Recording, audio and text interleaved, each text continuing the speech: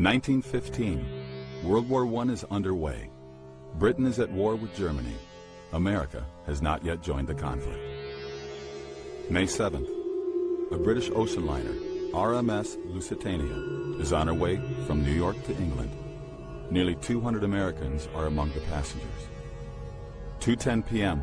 Off Ireland's southern coast, a torpedo from a German U-boat strikes the Lusitania. More than 1,000 on board lose their lives.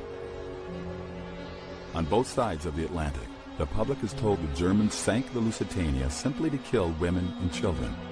The tragedy fans outrage and moves America closer to declaring war. In propaganda, Germany replaces Spain as the ape.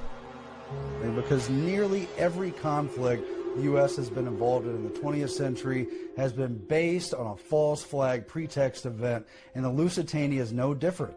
That's how they got us into World War I. Why did the Germans really sink the Lusitania? Because her hull was loaded with munitions.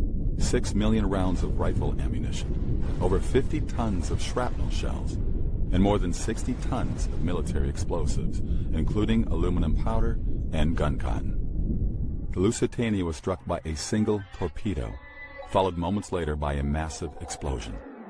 The mighty ship disappeared beneath the waves in just 18 minutes.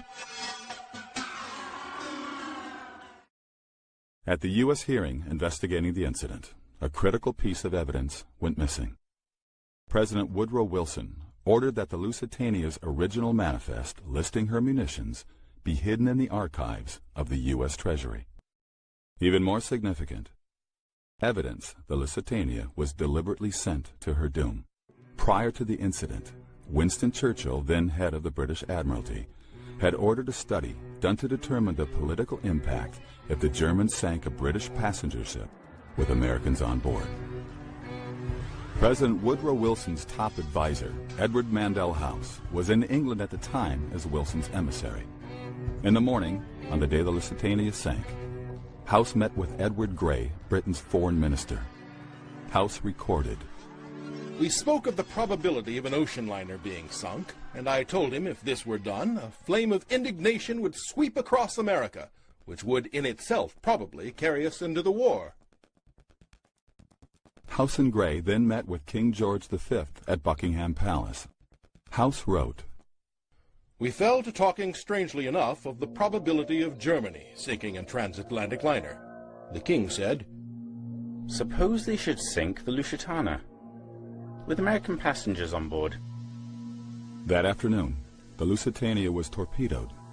The British Admiralty had been well aware of a U-boat's presence in the South Irish Sea. Contrary to protocol, no warships were sent to escort the Lusitania, even though 4 destroyers were lying idle in the nearby port of Milford Haven. Commander Joseph Kenworthy, then in British Naval Intelligence, wrote, "The Lusitania was sent at considerably reduced speed into an area where a U-boat was known to be waiting, and with her escorts withdrawn." 2 leading books in this affair are The Lusitania by British historian Colin Simpson and Room 40 by Patrick Beasley.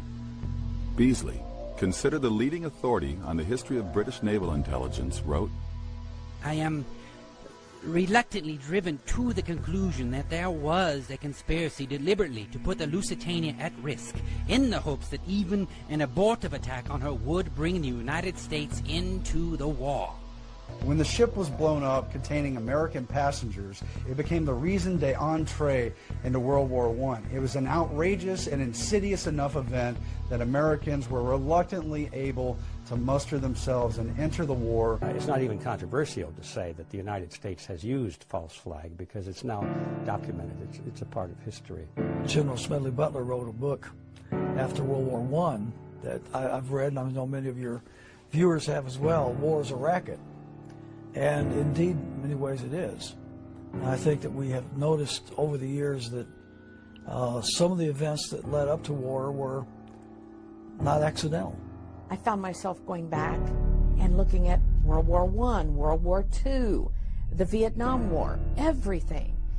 Could we have been lied to about everything? And that was my fearful kind of approach to this is that even possible?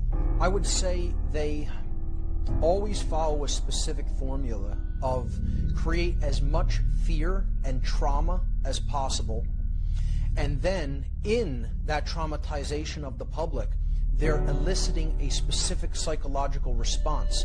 And that response is a cry for protection.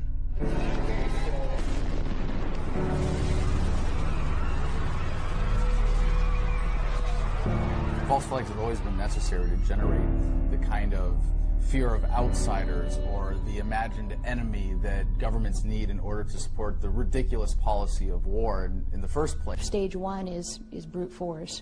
Stage two is staging something or creating an external enemy so that you then become the rescuer and people do what you say out of sheer fear.